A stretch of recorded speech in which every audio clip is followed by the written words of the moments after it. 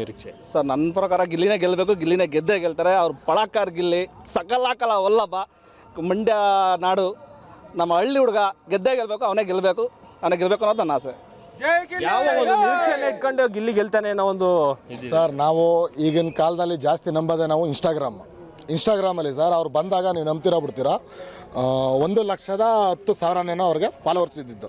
ಈಗ 15 ಮಿಲಿಯನ್ನು 1.5 ಮಿಲಿಯನ್ನು ಅವ್ರು 6 ಆಗಿದೆ ಅಂದರೆ ಅರ್ಥ ಮಾಡ್ಕೊಳ್ಳಿ. 10 ಲಕ್ಷ 15 ಲಕ್ಷ ಜನ ಅವ್ರಿಗೆ ಸಪೋರ್ಟ್ ಮಾಡ್ತಿದ್ದಾರೆ ಅಂದರೆ ಅವ್ರು ಅಷ್ಟು ಜನನೂ ಓಟ್ ಹಾಕಿದ್ರೆ ನೀವು ಲೆಕ್ಕ ಹಾಕೊಳ್ಳಿ. ಯಾಕೆಂದರೆ ನಿಮಗೆ ಈ ಓಟ್ ಹಾಕೋರು ಯಾರು ಮೊಬೈಲ್ ಇರೋರು ಯಾರು, 15 ಜನ ಫಾಲೋವರ್ಸ್ ಆಗಿರೋರು ಯಾರು ಮೊಬೈಲ್ ಇರೋರೆ, ಓಟ್ ಹಾಕೋದು ಸೇಮ್ ಅವರೇನೆ 100 ಓಟ್. ಅದರಿಂದನೇ ನಿಮಗೆ ಆ ಫಾಲೋವರ್ಸ್ ಜಾಸ್ತಿ ಆಗಿರೋದಕ್ಕೆ 37 ಕೋಟಿ ಅಡ್ವಾನ್ಸು ವೋಟಿಂಗ್ ಆಗಿರೋದು. ಇದರಿಂದ ಕನ್ಫರ್ಮಾಗಿ ಅವರೇನೆ ಸರ್. ಇವತ್ತು 10 ಗಂಟೆ ತನಕನೂ ಆಗಿದೆ, ಲಾಸ್ಟ್ ಎಂಡಿಂಗು ಮೊನ್ನೆ ತನಕ ಪೆಂಡಿಂಗ್ ಇದೆ ಹೇಳಿದ್ನಲ್ಲ. ಈಗ ಸರ್ ಈ 10 ಗಂಟೆ ಮುಗಿದಿದೆ ಅಂತ ಹೇಳ್ತಿದ್ದಾರೆ, ಬಟ್ ಇನ್ನೂ ಅಫಿಷಿಯಲ್ ಆಗಿ ಅನೌನ್ಸ್ ಆಗಿಲ್ಲ.